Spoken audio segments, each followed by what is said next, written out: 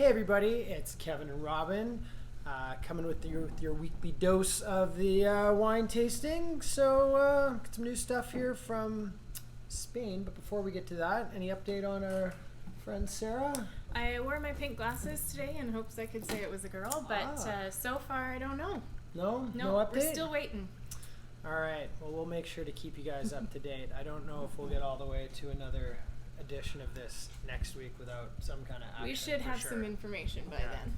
There'll be some pink glasses or some blue glasses or some kind of glasses. You'll know as soon as you see Robin what it is, I think, next time. So let's jump in. You know the one thing I like about tasting wine with you instead of Sarah?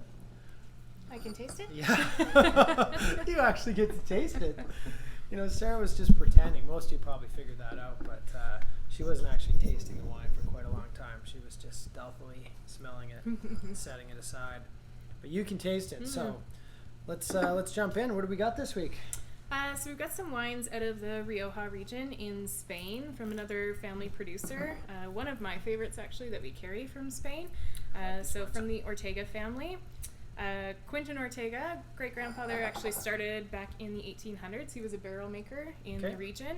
Planted a few vines just to make some wine for his family and friends. Please do.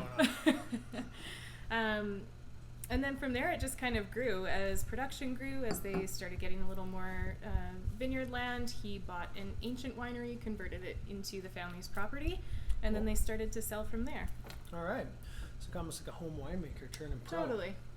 I like it. It's a good story. This white's been hugely popular, like right from the get-go. Probably because it's like $20, $22, something like that. $21.95. Really good. What's the grape in here?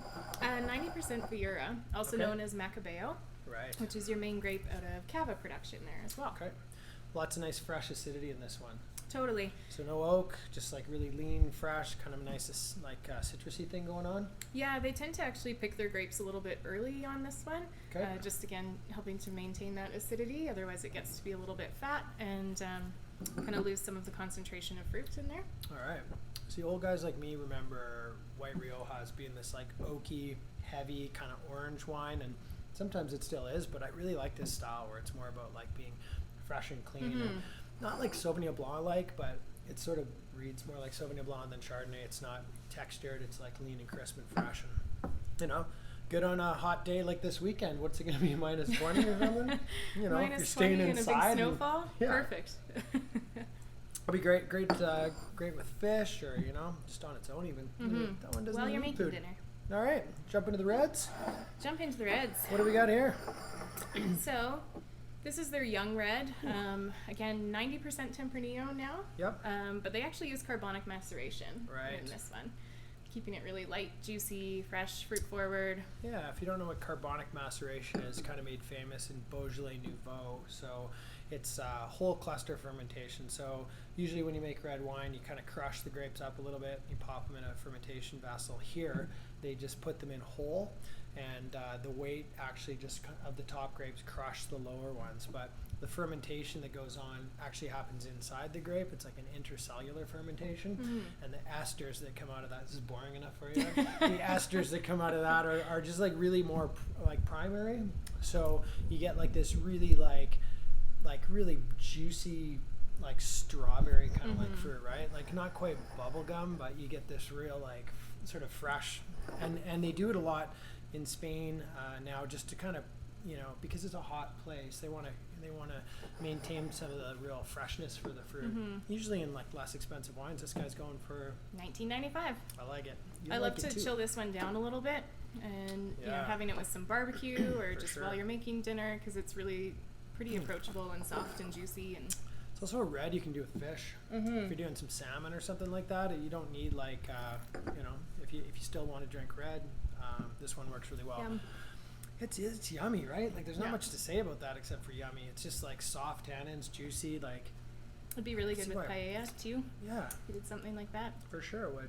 I can see why this wine's so popular. There's really nothing not to like there, right? It's not putting up much of a fight. It's just going down. I'm gonna finish it here. All right, jump into the more serious version, the Crianza. Tell me a little bit about this guy. Ooh, smells good. Yeah. So the Crianza gets a lot more time in barrels. So we're actually talking about 14 months in new American oak barrels. Okay. And then 30% of the wine goes into second year French barrels. So it does spend a lot of time there. One thing that you have to love about Spanish wine is they release it when it's ready to drink. So they actually do a lot of that work for you.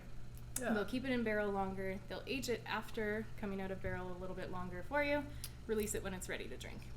I like this a lot. Right? I mean, you definitely get that little hint of spicy oak in the nose, but that's Rioja, right? It's kind of why we like it. There's not a lot of wine really that is like this anymore. It's got that really nice kind of like old school style. American oak always has that more kind of sappy character to me, so I don't know, I'm kind of nostalgic for these wines, but I like this. I had a bottle of this a couple of weeks ago, some lamb chops or something along those lines, and man, it was good.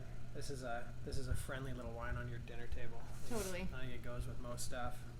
Most stuff you're likely to drink on a -20 weekend. Stop saying that. This one will warm you up a little bit more. Yeah. For sure, one of my favorites. It's 80% Tempranillo as well, and then 20% Grenache. A lot of complexity. What's it, $25? Yeah. That's a killer deal. Totally. It really reminds me of like Riojas that cost honestly like $35, $40. Like it's got a lot of the same flavor, same kind of complexity. So I don't think anyone's going to be disappointed with that guy. Not at all. That's going to fly out of here. And we do have a few more from them as well, not in today's tasting lineup, but here on the shelves. Can't taste them all. No Not time. enough time. No, we have about six or so of these guys, right? There's Yeah. actually like a reserve level of this that's 35. Really like it, and then there's some single vineyard versions of both. Yeah, the Don red and white, Quinton. which are amazing wines. And that's where you'll find that white Rioja, like you were talking about, that does have that bit of oak and that richness and fuller body and weight to Yeah. it.